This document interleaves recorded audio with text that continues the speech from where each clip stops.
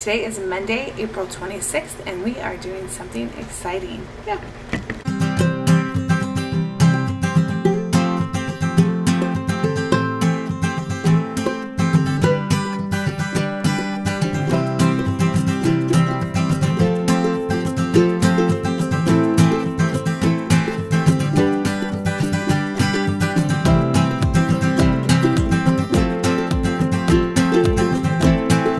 Alright, so ever since we got our butcher block, which we love, we have struggled with what to do with it without drying out and cracking.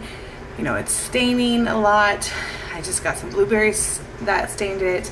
Did a lot of reading, and we finally came up with the solution that we are going to try. So we wanted something that was still food safe, that we could use. We're not ever going to use it as our cutting board because that's crazy, but we want to be able to put stuff on it without it being toxic, right? We want it to be food safe. So we found this on Amazon, and I did some research on it, and it is called, well, it's by Milk Paint. It says no more mixing needed, use straight out of the bottle. And it's dark half, and what it is a perfect blend of dark tung oil and citrus solvent. And it covers 400 square feet. So obviously our island is not 400 square feet, but we have other things that we're going to use this for, and it's good to have on hand, especially if you do need a touch-up. I don't know how long it will last. Like I said, I did do research, and it seems like it should be a good fit for us, but we wanted to make sure we had enough on hand, and we're not sure exactly how our island will soak it up or anything like that. And I'm excited for what it's going to be like. One other thing why it took us so long to figure this out is I didn't know what color I wanted our island to be. Like, our cabinets are like a mix of like two different stains, just because I didn't like the first time, and then so I added some gray to it, and now I like them a lot. But I was like, what do I do with our island? Do I keep it natural? Do I make it darker? What do I want to do? So after thinking about it off and on for quite a while, I was like, okay, I want to go darker. So that's what we're doing. Hopefully it won't be too dark. We'll see. So the next step I'm going to do, my husband is on his lunch, and he moved our butcher block outside, and there's a couple places that need some sanding. So I'm just going to do kind of just a rough sand on it and kind of get those places smoother before I go ahead and I apply the tung oil and citrus solvent.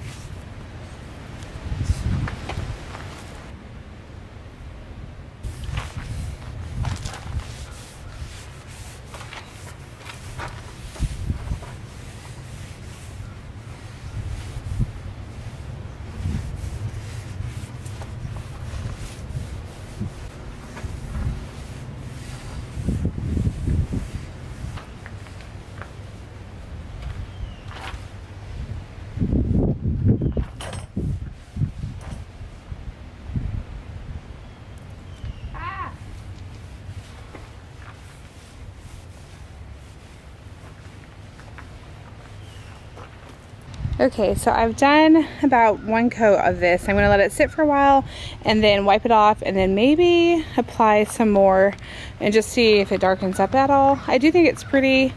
All right, it has been a few days since I went ahead and I treated our butcher block. So I'm going to go ahead and show you what it looks like after a few days and then what we think of it. So it has been several days since I treated our butcher block, and actually a few days since we've had it back on our island and we've actually been using it. So I will never use our butcher block to actually cut up anything. I do use it obviously every single day, multiple times a day, to prepare our dinners and our food, and I wanted it to be food grade acceptable. It's actually done really well. We've had things spill on it and they've wiped up without leaving stains, which I'm thankful for, because before, when I was just using conditioner for the butcher block, everything would stain this butcher block. It was horrible.